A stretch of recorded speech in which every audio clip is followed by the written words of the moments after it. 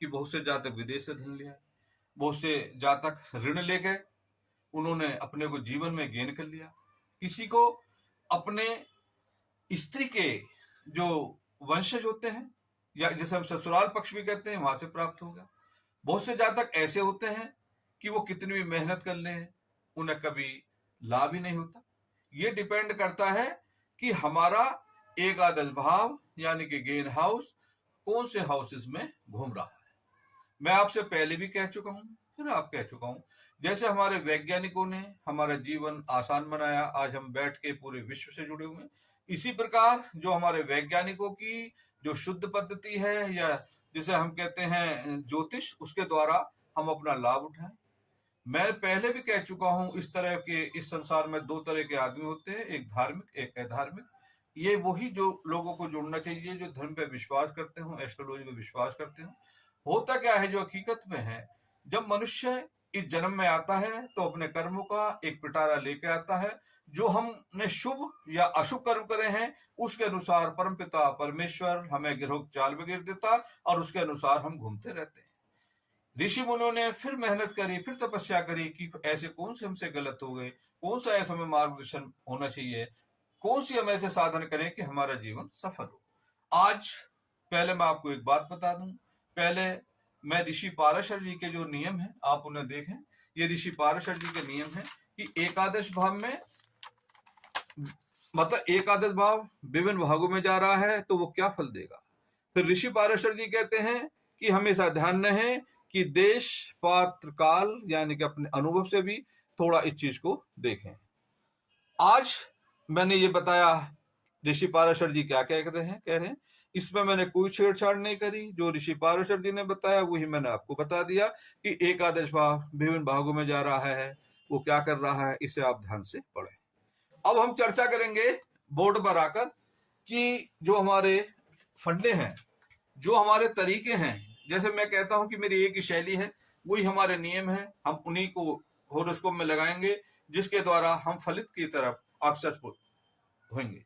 मैं आपसे फिर कहता हूं, यदि कोई एस्ट्रोलॉजर 80% के 85% के 90% के करीब आपके पास पहुंच जाता है तो उसको एक अच्छा एस्ट्रोलॉजर मानना चाहिए, क्योंकि 10% परमपिता परमेश्वर ने अपने पास रख रखा है जिसे कि हम एनालिसिस नहीं कर सकते, चाहे हम उस समय भूल जाएं।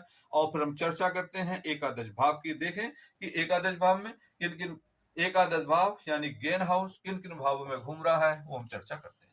देखिए, मैं पहले बता चुका हूं, इतनी जरूर सीखें आप कि कितनी राशि हैं, कितना हमारे भाव हैं, कितने हमारे नक्षत्र हैं, कहाँ हमारा ऊंच होता है, कहाँ हमारा नीच होता है। आप अपनी कुंडली स्वयं देखेंगे, अपने बच्चों की देखेंगे, अपने रिश्तेदारों की देखेंगे और खुद इसका आप देखेंगे कि एस्ट्रोलॉजी क्या होती है। पहले मैंने बताया, यदि एक लिख रहा है तो मेष, आपको बार बार मैं ध्यान दिवा देता हूं, 2 है तो वृष, 3 है मिथुन, 4 है कर्क, 5 है सिंह, 6 है। इस तरह से मैंने मेष से लेकर मीन तक सारी राशि लिख दी।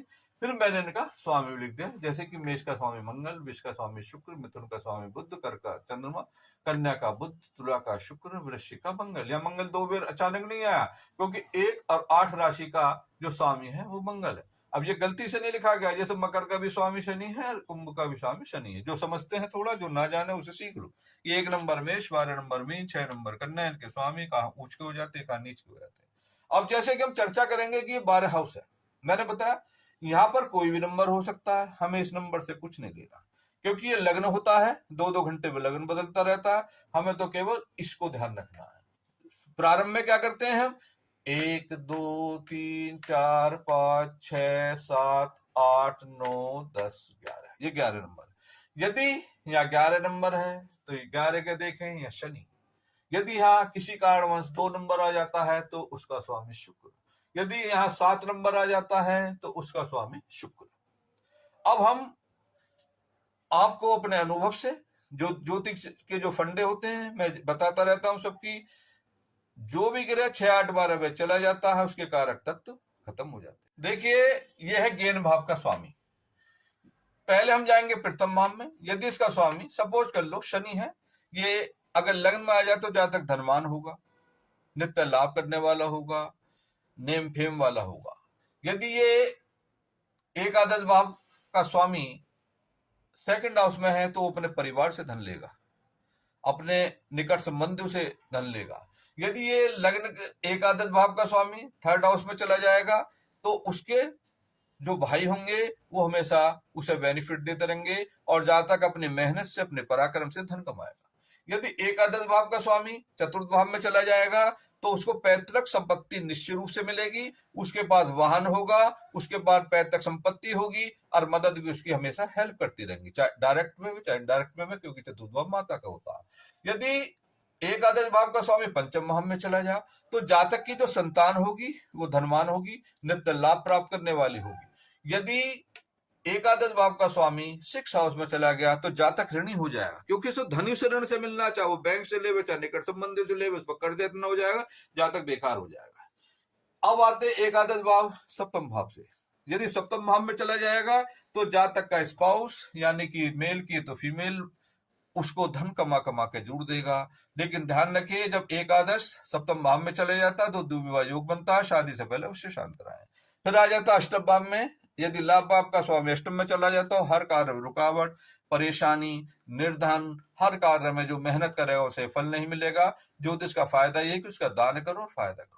यदि एकादश भाव का स्वामी नाइन्थ हाउस में चला जाता तो ऐसे जातक को अपने धर्म से, अपने फादर से, अपने मतलब अच्छे कर्मों से हमेशा लाभ होता रहेगा, उसके फादर भी उसे फायदा देंगे, वो धन, मान, पैसा, प्रतिष्ठा प्राप्त करेगा।